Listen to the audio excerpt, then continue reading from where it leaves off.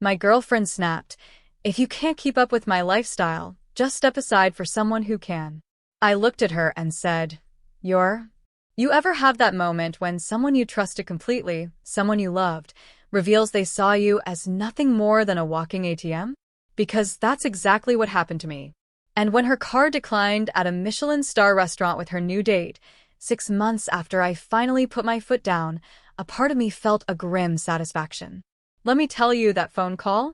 It was symphony to my ears. Alright, so here's the story. It all unfolded over the past year, and honestly, I'm still getting the occasional text about it. I'm 31, a male, and I work as an industrial engineer in Michigan. Started right out of college, climbed the ladder, now I'm in management. Good salary, decent benefits. I've always been smart with money. Bought my condo during the 2019 dip, paid it off early. My 2018 Ford F-150? Paid off. Solid 401k, emergency fund for a year, investment portfolio humming along. I'm not rich, but I'm financially secure. My place isn't fancy, but it's mine. 2 bed, 2 bath, and I renovated the kitchen myself. New cabinets, granite, even tiled the backsplash after watching 100 YouTube videos. My garage is my sanctuary, tools organized, ready for weekend projects. I'm that guy who tracks every expense, has separate savings accounts, and reads financial blogs for fun. My friends call me boring, but they're also the first ones to call when they need money advice or a loan. I'd had a few relationships end because I was too focused on saving or not spontaneous enough. I figured financial stability just wasn't a turn-on for most people. Then, in March 2023, I met Olivia. Company networking event. She worked in pharmaceutical sales, always dressed impeccably, exuded this fierce confidence. We started talking travel, specifically Japan, a place I'd visited for work.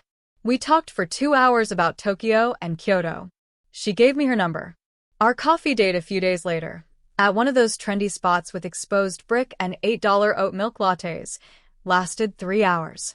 She seemed genuinely impressed when I told her I owned my place and had my finances in order at 31.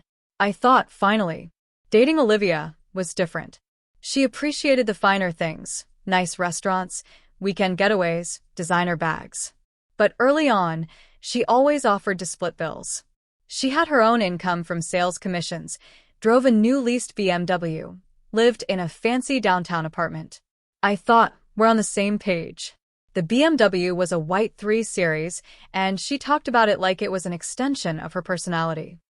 BMW girls are just different, she'd say, posting Instagram stories of the steering wheel. I later found out she was paying $650 a month for it with nothing to show for it at the end of the lease, but hey, not my money. Her apartment was a luxury building, doorman, gym nobody used, probably $2,200 a month for a 1-bedroom, but it looked impressive on social media. Decorated entirely from home goods and West Elm, perfectly curated. I remember thinking it looked more like a showroom than a home. Our first real trip, a weekend in Chicago in May, felt balanced. We split everything, hotel, meals, Ubers. She posted a ton of photos, but never made me feel like I was bankrolling her Instagram content. She even insisted on buying my ticket for an architecture boat tour I wanted to do. Things were good. By July, we were serious. She was leaving clothes at my place, we were meeting families, talking vaguely about the future. Her parents seemed to like me. Her dad, Robert, a self-made man who owned a construction company, respected my engineering background and work ethic. He'd pull me aside to show me his latest renovation project. Solid guy. Her mom, Patricia, though? Different story. Appearance obsessed, always dressed to the nines, even for casual family dinners. She'd make these subtle remarks about Olivia doing so well for herself and the importance of maintaining a certain lifestyle. That should have been my first red flag. Around August, I noticed a shift. The split the bill routine vanished. She'd suggest expensive restaurants, then just sit there expectantly when the check came. Or she'd plan weekend trips, only mentioning the costs after everything was booked. I started covering more and more, not really thinking about it. Just what couples do, right? You get comfortable. You treat your partner. The restaurants started subtly. $30 a person, I'd think. Then it was $45 entrees, $18 wines, and suddenly we're out $150. And she'd just say, "Thanks, babe," and a kiss on the cheek. No offer to split. No, let me get the next one. Then came the Nordstrom incident in September. We were just browsing, and she spots this Kate Spade purse.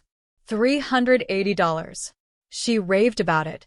Perfect for work. Investment piece. Then, the puppy dog eyes. "Babe, early birthday present?" Her birthday wasn't until January. I bought it. Saying no felt cheap, uncomfortable. She posted 17 Instagram stories, tagged me in half of them. Best boyfriend ever. He's a keeper. Relationship goals. Looking back, that purse? That was the beginning of the end. That's when she learned I'd say yes. After the purse, it ramped up fast. New designer shoes for work, $200. Sushi, $160 for a tiny meal where we left hungry. Then her car needed new tires. Somehow that became my problem, too. Another $600. Every time I hesitated, she'd hit me with, "I thought you cared about me," or "I just want us to enjoy life together." My personal favorite, "You're so focused on money, you're missing out on making memories." Yeah, memories. Like the memory of watching her spend $140 at Sephora on makeup she already owned. Or the memory of her buying 3 nearly identical black dresses because she needed options. Priceless. The tire thing still boils my blood. She came over one Saturday almost in tears, saying the BMW dealership quoted her $800 for new tires. I'm thinking, your car, your lease, your responsibility. But she went on and on about being tight on money. What if she got a flat, it wasn't safe? What if something happened and I never forgive myself? Classic guilt trip. The safety angle, the what-ifs, the tears. I fell for it. I called around, found a shop that did it for $650 with a better brand. Spent 3 hours in their uncomfortable waiting room instead of working on my own truck. Paid for it on my credit card. She picked up the car, thanked me, kissed me, then posted on Instagram.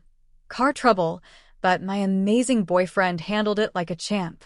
17 comments about how lucky she was. 0 mention of the $650, 0 offer to pay me back. I justified it at the time. Asterisk, that's what good boyfriends do, right? Take care of their partner's problems. Asterisk, it didn't matter that she'd probably spent $650 on clothes in the last 2 weeks. I was the man, I was supposed to handle it. That's the toxic mindset she was exploiting. The whole real man takes care of his woman trope, which sounds romantic, but is just code for fund my lifestyle and don't ask questions. October. Things got weird. She started making comments about my condo being cute, in that tone that means the exact opposite. Asked why I didn't lease a newer truck like successful guys do. She'd compare me to her coworkers' boyfriends who took them to expensive resorts and bought them designer everything. The condo comment stung. I'd put months of my own sweat and time into that place. Renovated the kitchen. Refinished the floors. Updated everything. It was clean, well-maintained, paid off at 31. But according to Olivia, it lacked wow factor. She'd be scrolling Instagram and say, "Oh wow. Jordan's boyfriend just bought them a house in that new development across town. 3 bedrooms, 2-car garage, Granite Island. It's gorgeous." I'd try to explain financial responsibility. How paying off my mortgage meant I had more to save. How leasing a fancy car meant I was just renting status. How those successful guys were probably drowning in debt. She'd nod, but I could tell she wasn't listening. For her, looking successful was more important than being financially stable. The appearance of wealth mattered more than the reality of it. She wanted the Instagram aesthetic, the luxury car, the designer clothes, the expensive dinners. What she didn't want was the boring work of building wealth, the budgeting, the saving, the delayed gratification. She never once asked about my investment portfolio approaching 6 figures. Never cared about my maxed out 401k. Those things didn't matter, because you can't post them on Instagram. Mid-October, she started dropping hints about an exotic trip for our anniversary in March. Maldives, Bora Bora, Santorini. Flights alone would be thousands. I suggested a long weekend road trip. Nashville, Charleston. Keep costs reasonable. She looked at me like I'd suggested we camp in my backyard. Everyone takes tropical vacations for anniversaries. That's what couples do. And my frustration would boil over. Couples also go into debt for Instagram photos and then fight about money for 3 years. I'd rather not do that. Her favorite line emerged. You're always so worried about money. When are you going to just live a little? As if financial responsibility and enjoying life were mutually exclusive. As if the only way to live was to spend money you didn't have on things you didn't need to impress people you didn't like. Then, early November. The credit card conversation. We were having dinner at my place, pasta I made from scratch, because I'm not paying $80 for carbs in a restaurant, and she brings up having trouble keeping up with her credit card payments. Just like $3,000 across 2 cards, she said. But it's fine, I'll figure it out. Red flag city, but she was my girlfriend and she was stressed. I offered to help her budget, showed her my spreadsheet. She looked at my Excel sheet like I'd just shown her advanced calculus. That's a lot. I don't really do numbers like that. Life's about experiences, not counting pennies.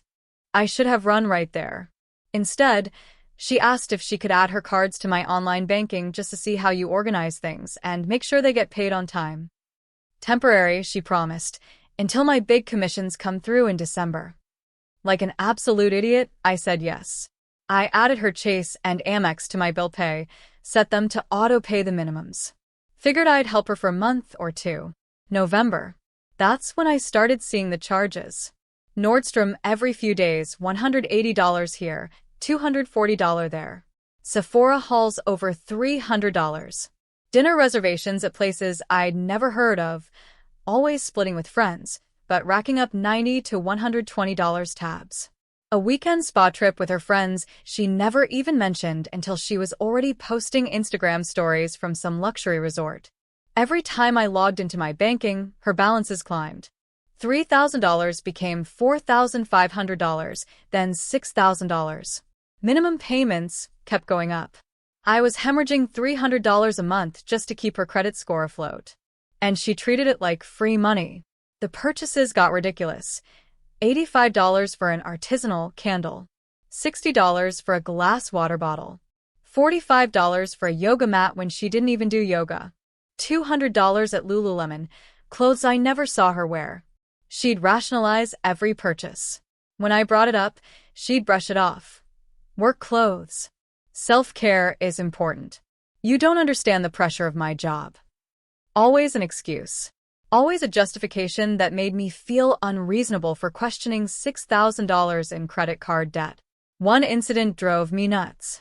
She came over one evening, excited about an amazing deal. 3 pairs of jeans, for $180 retail, on sale for $340. She genuinely thought she'd saved $140. I tried to explain that spending $340 was spending $340, not saving. That sales trick you into spending. She already owned 15 pairs of jeans. She got defensive, said I was negative, didn't understand fashion. These were investment pieces. 3 months later, all 3 pairs still had the tags on them, untouched. She'd forgotten she even bought them. The spa weekend particularly bothered me. She just disappeared, posting from a luxury resort.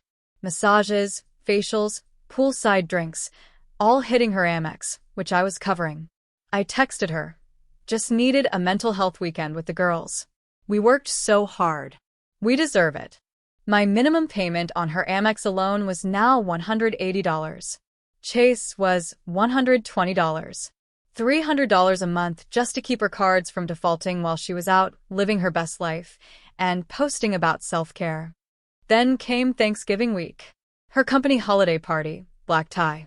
She needed a new dress. We went to this boutique.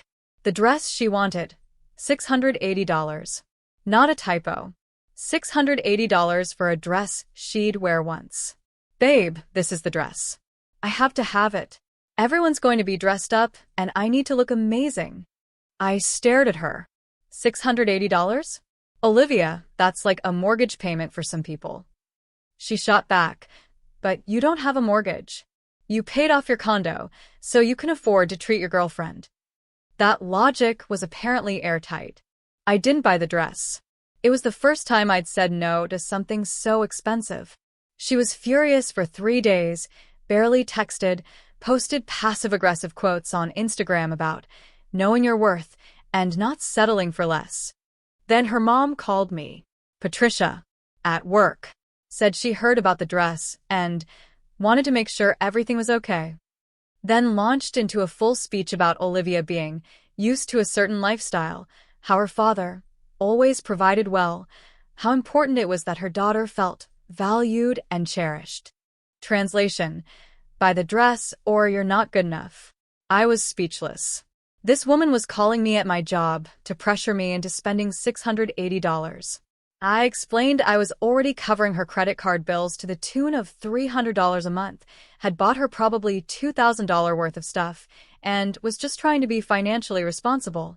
Well, Patricia huffed, if you're struggling financially, maybe you need to evaluate whether you're ready for a serious relationship. Olivia deserves someone who can match her lifestyle. And there it was. I told Patricia I had to get back to work and hung up. I sat in my office, just staring at the wall, processing. My girlfriend's mother had essentially called me broke and told me to step up or step aside. That night, Olivia came over, acting all sweet. Said she just wanted to talk. No pressure about the dress. We sat on my couch, and she took my hands. Look, I know money is tight for you right now. It's not tight. I cut her off. I'm just not dropping $680 on a dress. Okay, but I need you to understand something. I have a certain standard I'm used to. My dad always made sure my mom had nice things. That's what love looks like to me. And if you can't afford my lifestyle, maybe you need to step aside for someone who can. She said it so casually. Not with anger, just matter of fact. This is what I need, and if you can't provide it, I'll find someone who will. I just looked at her. Really looked at her. The designer purse I'd bought her sat on my coffee table. The expensive shoes she wore, I'd paid for them. The jewelry. Everything about her screamed high maintenance. And I'd been too busy trying to be the good boyfriend to see it. Something clicked in my brain.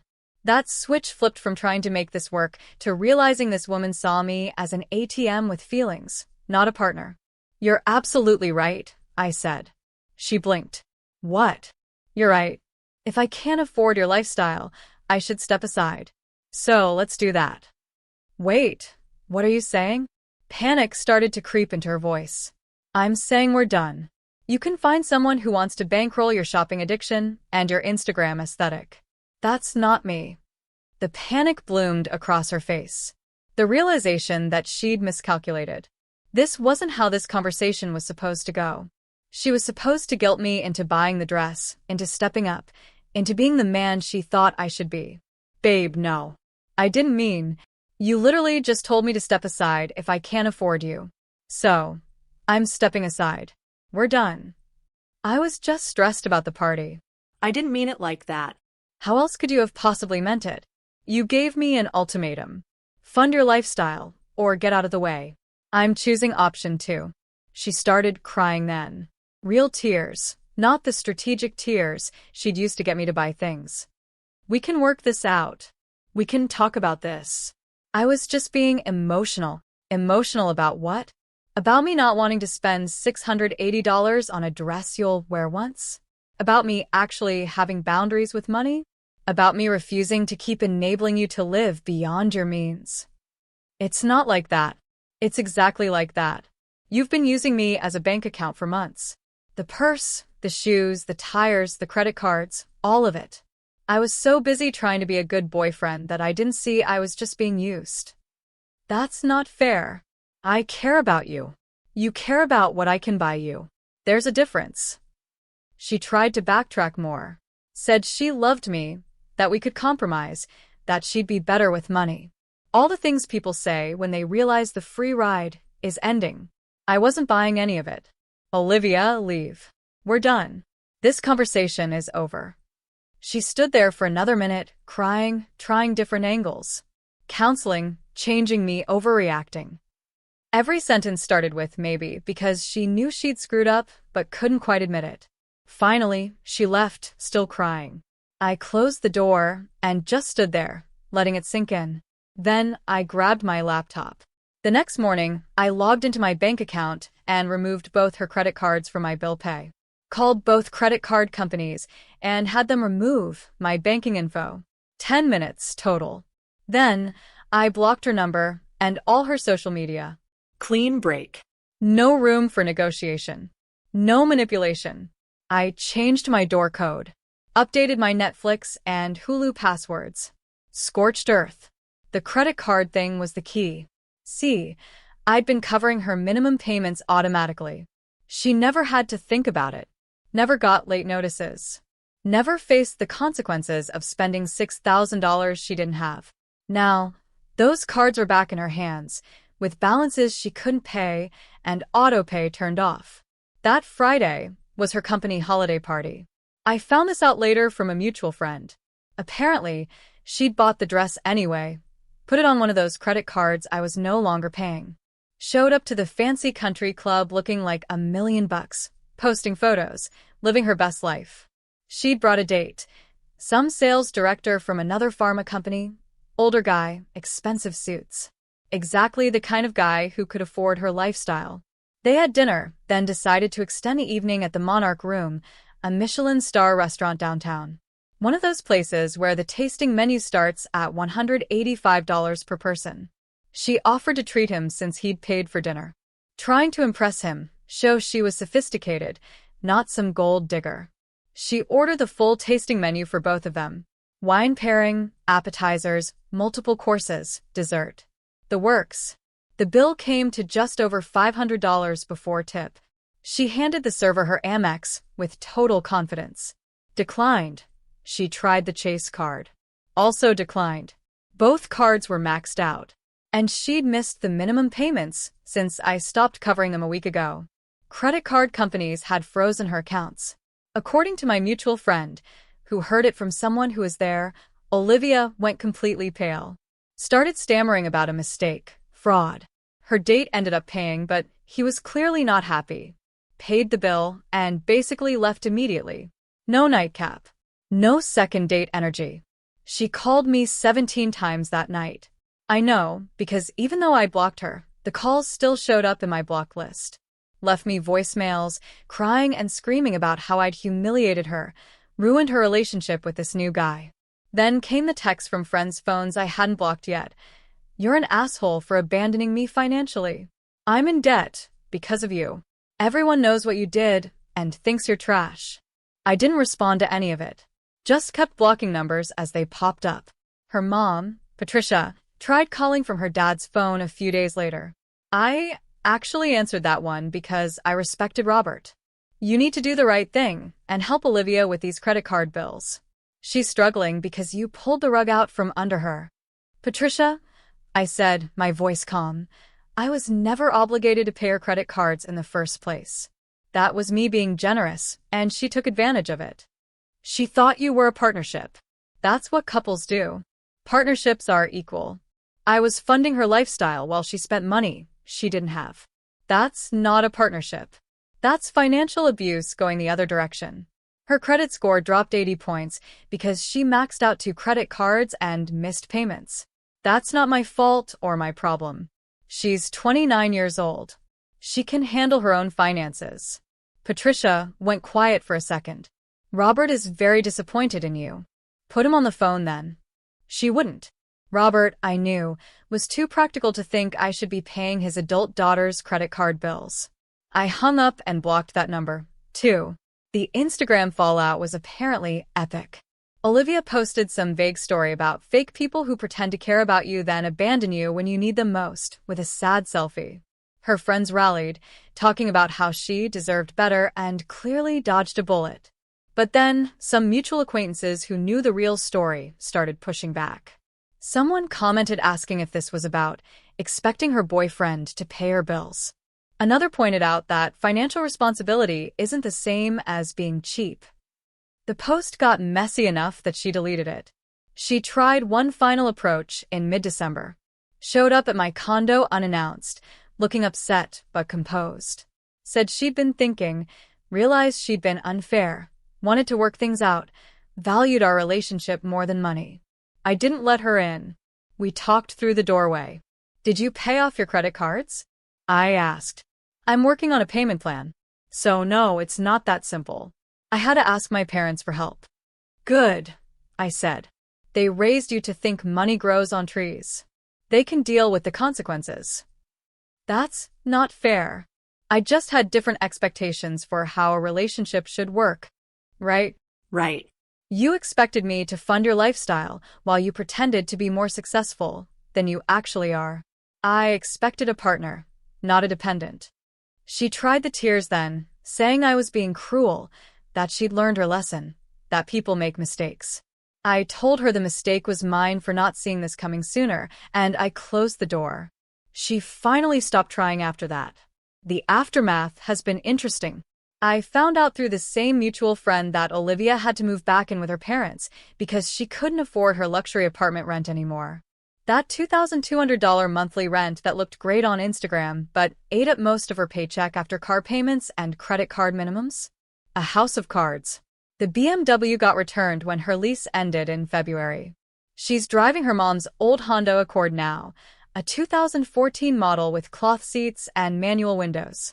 Still runs fine, totally reliable car, but definitely not the look she was going for. Last I saw on someone's Instagram story, she'd parked it around the corner from wherever she was going, so it wouldn't be in photos. Can't have people knowing you drive a decade-old Honda when you're trying to maintain that luxury lifestyle aesthetic. The pharmaceutical sales job? Apparently, she got let go in January during downsizing. Something about not hitting her targets, probably because she was too focused on maintaining appearances instead of actually working. When you're spending your workday thinking about what outfit to post on Instagram instead of closing sales, your numbers tend to suffer. I heard through the grapevine that her commissions had been falling for months. She'd been coasting on old accounts, too busy brunching and shopping to do the actual cold calls and client meetings. Last I heard, she's working retail at Nordstrom, the same store where she used to drop hundreds on my credit card. The irony is not lost on me. Now she's on the other side of the counter, helping other women who have more money than sense buy overpriced clothes they don't need. Probably makes about $15 an hour plus commission. She's earning in a month what she used to spend in a week. Some people never learn. They just adjust their shopping to whatever their new budget allows and find new ways to go into debt. Her mom, Patricia, apparently had a falling out with her own sister, Olivia's Aunt Rebecca, over the whole situation. Rebecca told Patricia straight up that spoiling Olivia and teaching her that men should bankroll her lifestyle had created this mess. That raising a daughter to value appearance over substance, credit over cash, and looking rich over being financially stable was bad parenting with predictable consequences. Patricia didn't take that well. Thanksgiving dinner last year was apparently super awkward, with half the family taking Rebecca's side. They're still not talking. A whole family rift because Patricia couldn't accept that maybe her sister had a point. Robert, Olivia's dad, stayed out of it. He's too practical to defend the indefensible. He knows his daughter messed up. He knows his wife enabled it. He knows I wasn't wrong for walking away. Part of me feels bad for Robert. Dude worked hard his whole life, built a company, provided well for his family, and this is what his daughter learned? That money just appears and will always be there to bail you out of bad decisions.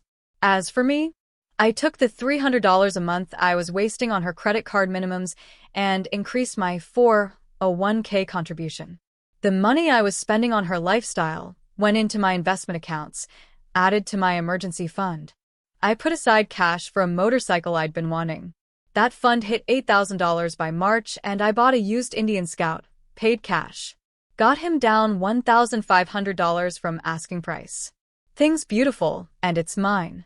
No payments, no debt. I've been on a few dates since then. Nothing serious yet. Went out with a physical therapist from my gym.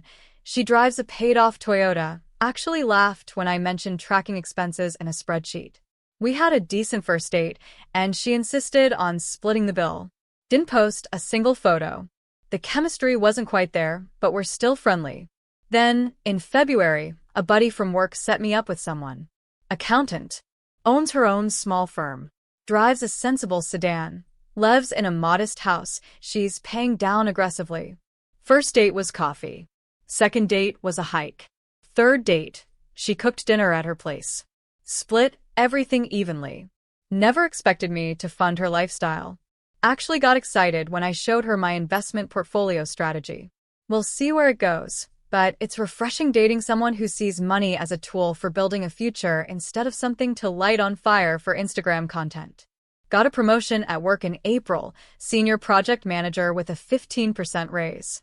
Celebrated by taking myself to a nice steakhouse, ordering exactly what I wanted and not worrying about someone else's credit card bill showing up in my bank account. The Indian Scout has been perfect for weekend rides. I joined a local riding group, met some solid guys who are actually into maintaining their bikes instead of just posting photos.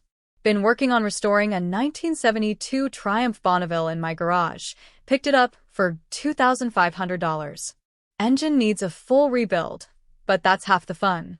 My condo's value has gone up about 20% since I bought it. Could sell tomorrow and walk away with a decent profit. But why would I? It's paid off. Cost me basically nothing except taxes and utilities. And the market's only going up. That's pretty much it. No drama, no debt, no one demanding I prove my love through my bank account. Just living my life, building my wealth, and finding someone who actually values the same things I do. Olivia can keep chasing that Instagram lifestyle with someone else's money. I'm good over here. Tell me, have any of you ever been in a situation like this? Where you realized you were just a wallet to someone you cared about? What did you do? I'd really love to hear your thoughts and experiences in the comments below.